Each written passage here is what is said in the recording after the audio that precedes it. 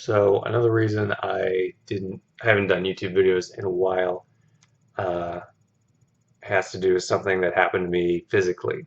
So my third day of work back, I'm pretty sure it was the first week. I think it was the third day. I got Bell's palsy. So that was definitely a thing. I guess I say I got Bell's palsy. I am currently recovering from Bell's palsy. I have been recovering from Bell's palsy for quite some time. So my child was born. I had 12 weeks of family leave that I had saved up through various things at my work.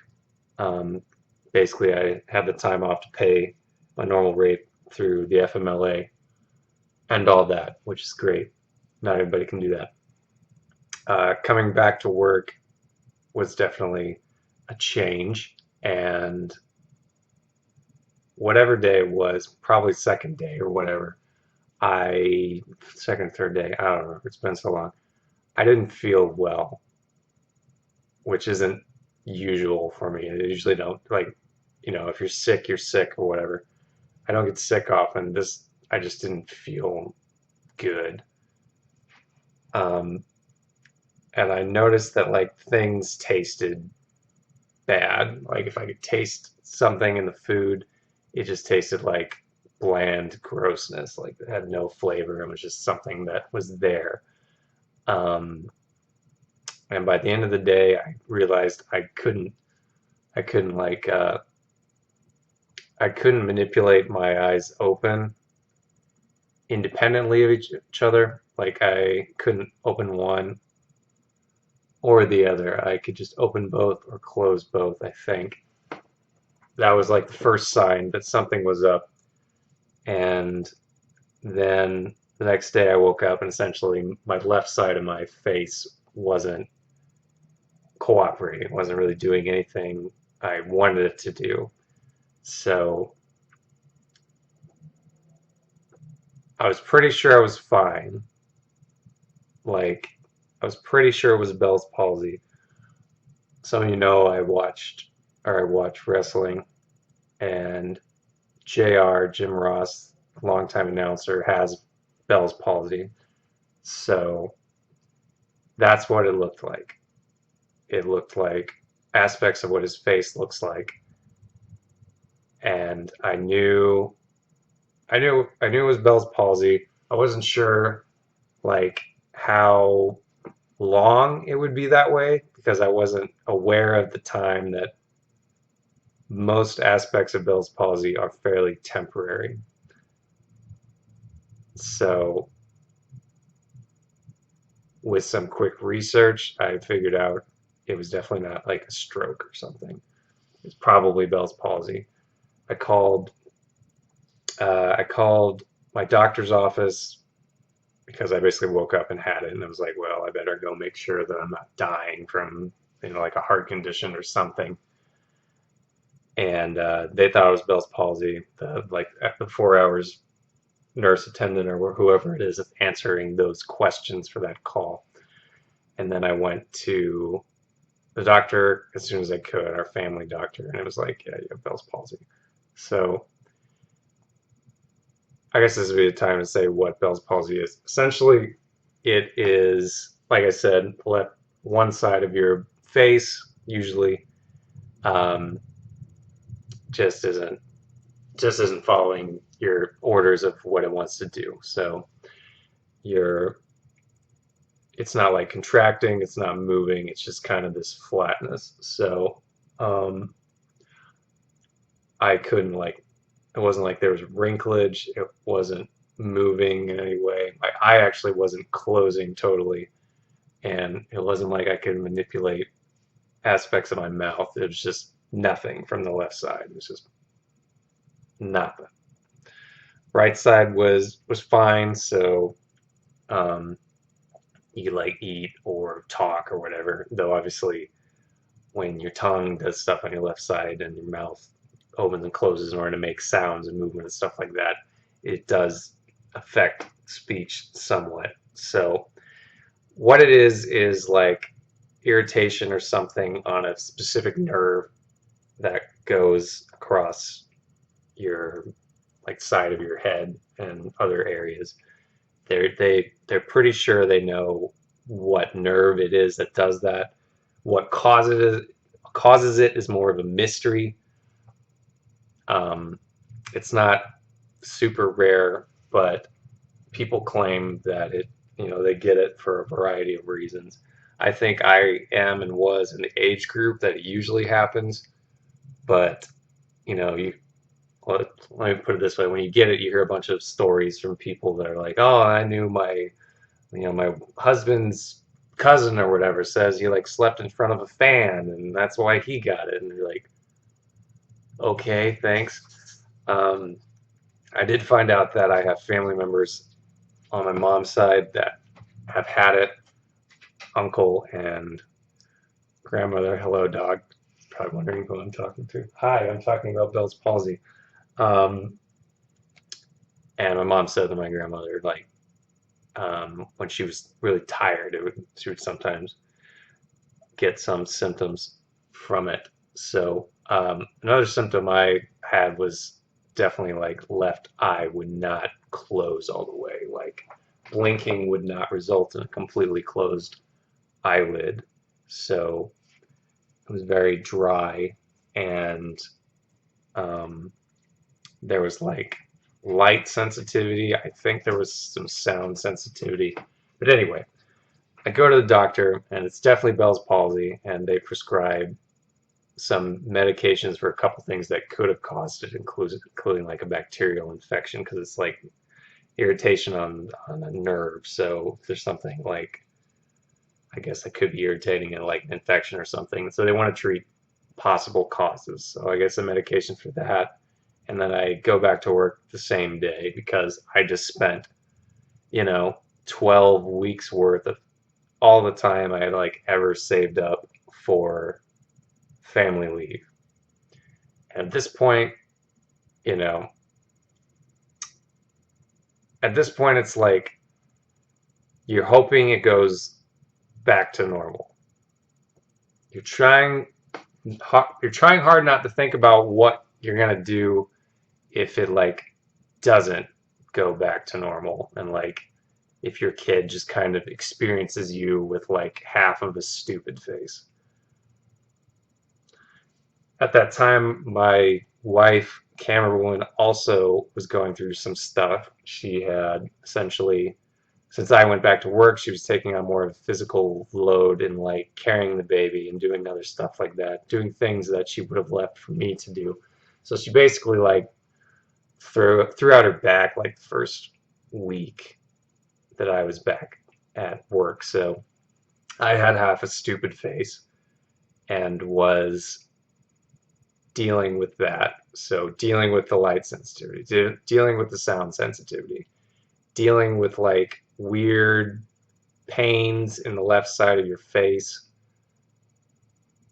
for various reasons, trying to see when stuff would like turn back on, I guess you could say. And we just needed help, so my mom came and helped, which was good because then, there's definitely times where I was like after work and just tired. You know, you're getting back to the physical swing of things because I don't have an office job. I do physical stuff in some capacity, not like construction or whatever, but I have an active workplace. So she was helping out with that, and I was obviously tired for probably the Bell's palsy reasons too. But recovering from Bell's palsy takes a while, and you don't really know how long it's going to take. It just kind of your body kind of turns back on, or it just fucking doesn't. So um, there were definitely weird sensations as like because you could feel you definitely feel like the nerve that is affected. You learn pretty quickly where that is. So it was definitely like an odd sensation. Those things coming back on. It was kind of like, I don't know, like some electro, like a pulse. I don't remember what it's called, but I don't even know if it's real. Science fiction thing where an EMP, where like your nervous system turns off and it's turning back on. It doesn't feel great when that happens. You get like weird pains where the nerve clearly was.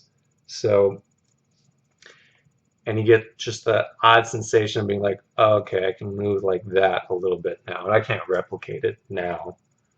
For God's sake, I can't replicate part of my face only working. But you start seeing stuff in the mirror. You start seeing part of your like cheek rising. You start seeing um, your forehead's ability to wrinkle again. You start seeing certain things indicating that stuff is starting to come back to normal.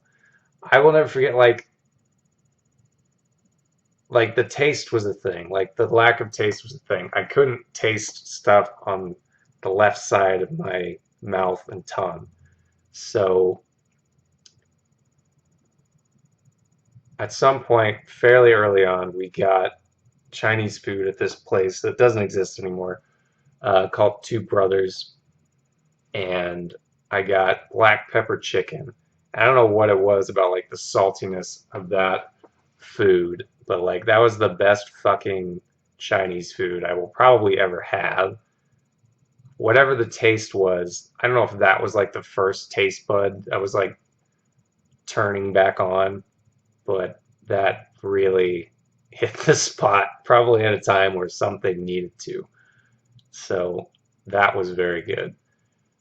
But the weeks go by and the months go by, and you get it back to like 80% or whatever, and you think you get it back to 90%, and the last 10% for me has taken a very long time. Every time I think like, oh, I'm pretty much back to normal or whatever, I look in the mirror or I visit the optometrist or something, and I realize that like it's not totally back to normal. And I don't know if it's just because like I don't sleep enough anymore with the baby and trying to have some kind of free time or whatever. But because maybe that's part of it. Maybe being tired is part of it, like it was for my grandmother or whatever. But um, there's definitely things about my left eye that doesn't work right. So I could see it in photographs earlier on where it just wasn't really working in conjunction with the right eye properly. The optometrist noticed that it doesn't close all the way, so it doesn't hydrate itself. It doesn't flush out the tears completely correctly, which I probably need to be better at about hydrating that eye. And I think recently it just feels like there's some hand-eye coordination that's like not there. Some kind of like communication thing. Maybe it's muscles of the eye not focusing um, quite as fast as they used to, or something. But I think every time I see my mom and I bring it up, because she notices stuff like that, having worked in therapy for like occupational therapy and physical therapy and stuff like that, she's trained to notice physical things. Um, she thinks it's better than the last time she saw it. I see it every day, so I don't really notice the small improvements, but I guess hopefully it'll keep improving. But my first instinct was not to get Bell's palsy and immediately start making YouTube videos. So I think the whole thing was like mostly cleared up by the time I made the one about the book announcement. And yes, I edited my my book at some point after going through all that. When I think I mentioned it in like the I don't know what to call the epilogue, the section where I talk about my writing, I talked about, you know, it's hard to be confident about your artistic work when you're like just trying to get through the day and hope you know, hope you can smile unilaterally as opposed to bilaterally. So there's a lot of things that are worse than Bell's palsy from a like dealing with health standpoint and like the world's on fire right now standpoint. So it's certainly not like, oh no, I went through like the worst. No, I went through something that won't be that's not as serious as things that a lot of people go through, but it was a thing I went through, and now you know. So that's what happened. Uh, yeah, I think any health thing is definitely a journey. So I'm still on it.